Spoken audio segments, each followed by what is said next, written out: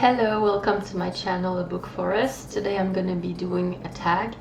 I was tagged by Philip at A Poet Reads to Write, and also by Kim at An Oasis of Books. Thank you. And I think the original tag was by Grammaticus Books. So the original tag I think was for 10 favorite covers of all time for books. And Philip and Kim both did their own take of this tag, and I decided to do my own take as well because of course I have my all-time favorite book covers, and some of them are in the background, like if you see there the Dune special editions, the Alan Lee Lord of the Rings edition, things like that. But some of my favorite covers of all time I do not own, so I prefer to talk about books I own, and I had the idea of just going around my shelves and picking up the books that I bought solely because of their covers. So I knew nothing about the author, nothing about the book itself, the content, anything, and I just said the cover looks cool, I'm gonna buy it. I don't do this often, but I had 10 books that I could absolutely say that's what happened. So I'm gonna show, and we're gonna discover them together because I still don't know that much about them. So the first one is a big one. It's called The Labyrinth by Simon Stalenhag, and I thought it was a very strange, very creepy looking cover, very, I think post-apocalyptic, and it looks like, is it under the sea, or is it like a haze of nuclear weapons that went off? What's that in the distance? Like, what is that big blob or something? So yeah, I thought, and are they wearing scaphanders, or is it just like, because what's the wire there? So I was intrigued, and also like there's like little flowers here. It's so cute, and it's so interesting and different. And then I opened it. When you open it up, there's like different types of either pictures, like this, or it's mostly like mundane pictures, or some super great artwork. So look at that. Like, what's that all about?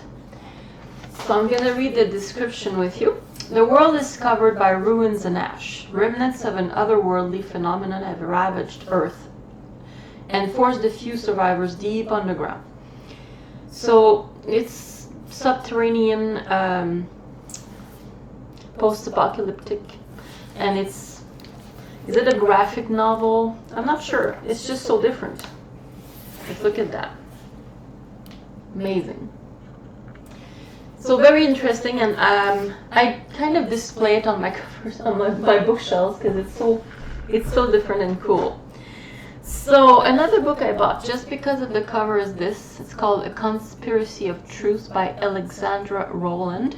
I have no idea. It looks like the Northern Renaissance, like in Belgium or the Netherlands, and the type of paintings they had. And like when I was in Bruges in the museum, the Groot House Museum, it looked like some of the paintings I saw there. Like, it's one of my favorite periods of art, and I prefer the Northern Renaissance to the Italian one.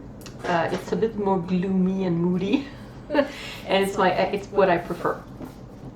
So it says, in a bleak far northern land, a wandering storyteller is arrested on charges of witchcraft.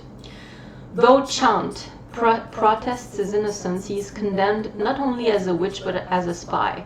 His only chance to save himself rests with the skills he has honed for decades. Tell a good story that will catch and hold their attention or die. And it's probably fantasy because it seems to be set in a fantasy world. But yeah, interesting, and there's a sequel to that as well. So yeah, I bought this solely because the cover was cool. Like, there's a fish on it.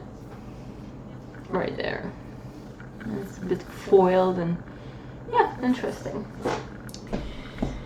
Another one, The Kingdom of Back by Mary Lou. Like, wow.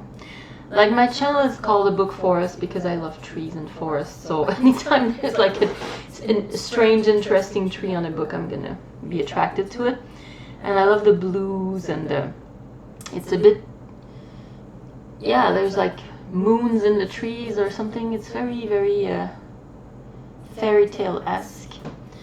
And I think Marie Lu is like a YA author, but this is based on Mozart, of all people. But it's like Mozart and his sister Nannerl, who was also a very talented musician. They had they traveled with their parents all the time. For like Mozart was a child prodigy, and she also was performing. She was a singer as well, and they went all over Europe, the courts of Europe, so they were always kind of on the road. They never could play with children their own age, and so I think they probably bonded together very much, and they created an imaginary world. And I think Marie Lu is playing with that, and it's probably from Nannerl's point of view, because she was as talented as her brother, I think, but she wasn't as popular. And when she became a young woman, her father kind of lost interest. He was more into the child star. So he was like a stage dad from the beginning. Yeah. There is a good French movie, Nannerl, La Sœur de Mozart, if you speak French, or if you can find it with subtitles. I really enjoyed that movie. So yeah, it's very interesting looking. Another book I bought because of the cover and the title, The Queen of Days by Greta Kelly. Look at that mask, it's very intricate. And it's, interesting. So, let's see.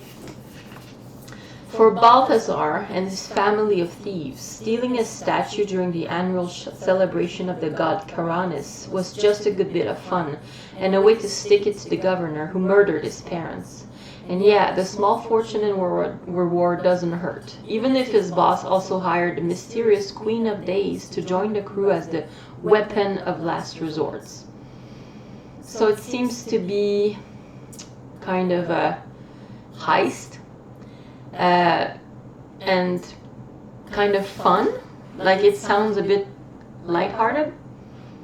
Yeah, interesting. So, and that one I really love. It's The Lord of a Shattered Land by Howard Andrew Jones. Sorry. This is the sword and sorcery of old, Conan the Barbarian. I love Conan, and I love that vibe. So when I saw this, I was like, I need to get this. Also those sci-fi, paperback science fiction of the 70s, 80s, with the covers that were out there for sure, but they were so fun, and I kind of miss that. We don't have fun covers anymore. So this was, yeah, I love that. And I think it's very well regarded at the moment. The author unfortunately passed away last year or recently, and he wrote 3 books in the series, but I think you can read them even if it's not finished, like the Chronicles of Hanuvar. Sounds like a sword and sorcery, and I like it. So it says, the Dervan Empire has at last triumphed over Volanus, putting the great city to the torch, its treasures looted, temples defiled, and fields sown with salt. What little remains of Volanus is scattered across the empire, its treasures plundered and its survivors sold into slavery. It is an absolute victory of the Dervans in every way but one. Hanuvar, last of the greatest general of Volanus, still lives. He now travels the length of the Dervan Empire, which conquered his homeland, driven by a singular purpose: to find what remains of his people who were carried into slavery across the empire and free them from subjugation by any means necessary. Wow, that sounds super interesting. That's kind of high on my TBR. Maybe not for this year, but for sure, I think in 2027 I'm gonna get to it, or at the end of next year, because it sounds like my kind of thing. Another cover by Once a Monster by Robert Dinsdale. I had no idea what it was all about. I think it's probably a minotaur. And it was shiny. So, yeah, that's all it took. So this story is London, 1861. 10-year-old Nell belongs to a crew of mudlarks who work on a stretch of the Thames along the Ratcliffe Highway. An orphan since her mother died 4 years past, leaving Nell with only broken dreams and a pair of satin slippers in her possession. She spends her days dredging up coals, copper, and pieces of iron spilled by the river, searching for treasure in the mud in order to appease her master. But one day Nell discovers a body on the shore. It's not the first corpse she's encountered, but it's by far the strangest. Nearly 7 feet tall, the creature has matted hair covering his legs, and on his head is the suggestion of horns. Okay, so she discovered a dead minotaur, so yeah, we'll see. Another cover by, it's called Echo by Thomas Old Huvelt. And I thought it was very cool, like the fuzzy background, very eerie. And then the man, and he has like birds. Are they coming out of his head?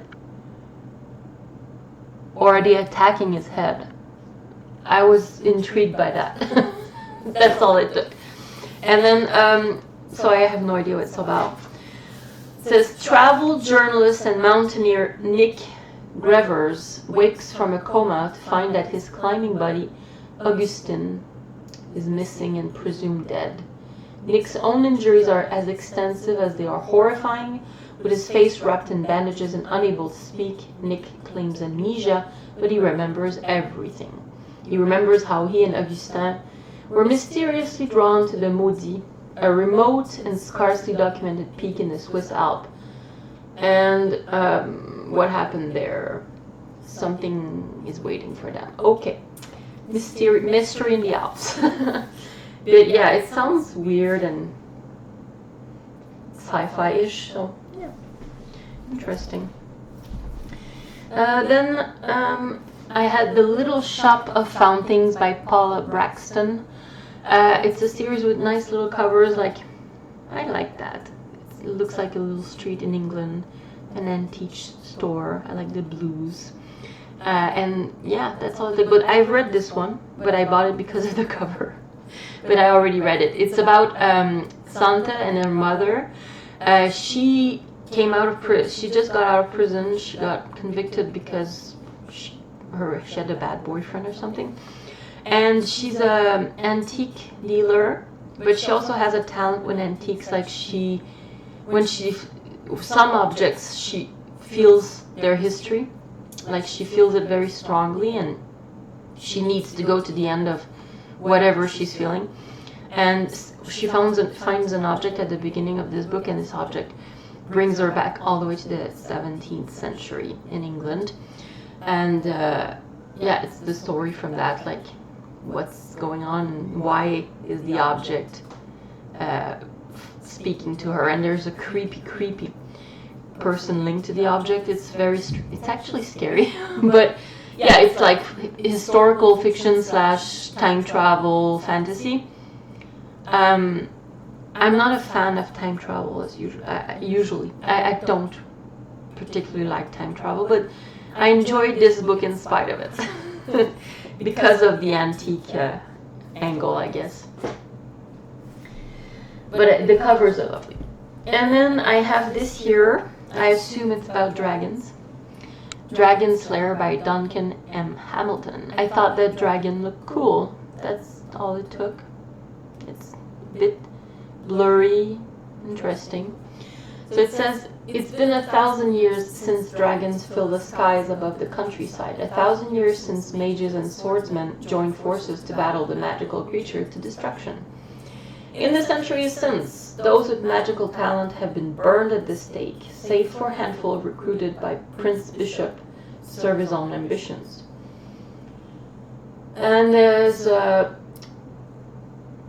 were dragons, but there's a dragon that awakens in the mountains. And he's racked with grief and anger. For him, the 1,000 years have passed in the blink of an eye. He soars forth from his cave, eager to fill his stomach and take revenge on the humans who slaughtered his race. So it's like a war against dragons. So we'll see. That's interesting. Like, usually you have chosen one that bonds a dragon, so it's probably what's gonna happen in that book. Like, it's usually dragon rider. But it seems to be the dragons have had a civilization, so they're not just, beast control. Interesting. And the last one would be the Little Secrets of the Little Greek Taverna. So I have no idea what that is. I just thought it was so sweet and cute, and a little Greek village, beautiful. And it seems to be, it has a dash of magic. So in the little village on Naxos lies a gorgeous guest house and taverna that never opened. Cressida's husband died suddenly. The taverna was their dream, but she's been too lost in grief to keep that dream alive. Marjorie, a young traveler who always feels more at home on the move, I can relate to that, I used to be like that, arrives on Naxos in the middle of the night as if summoned by the island itself. She quite unexpectedly becomes Cressida's very first guest. Marjorie quickly discovers that this island vacation is more than just a sightseeing adventure, as all of the women in town are more than what they seem. But when a hotel group offers to buy Cressida's taverna, it's going to take all of Marjorie and Cressida's drive and expertise to keep that from happening. With a generous dash of romance, deliciously tempting Greek food, grown friendship, and maybe a dash of magic. Yeah, that sounds cool. Nice little light read for summer, I would say. It sounds like a summer read. So yeah, let me know what you thought of those books. If you want to do the tag, do it, but I'm gonna tag probably Jenny Jables, because I'm interested in her take on what her favorite book covers are, books that she finds interesting. She has an artistic eye. And yeah, so see you next time.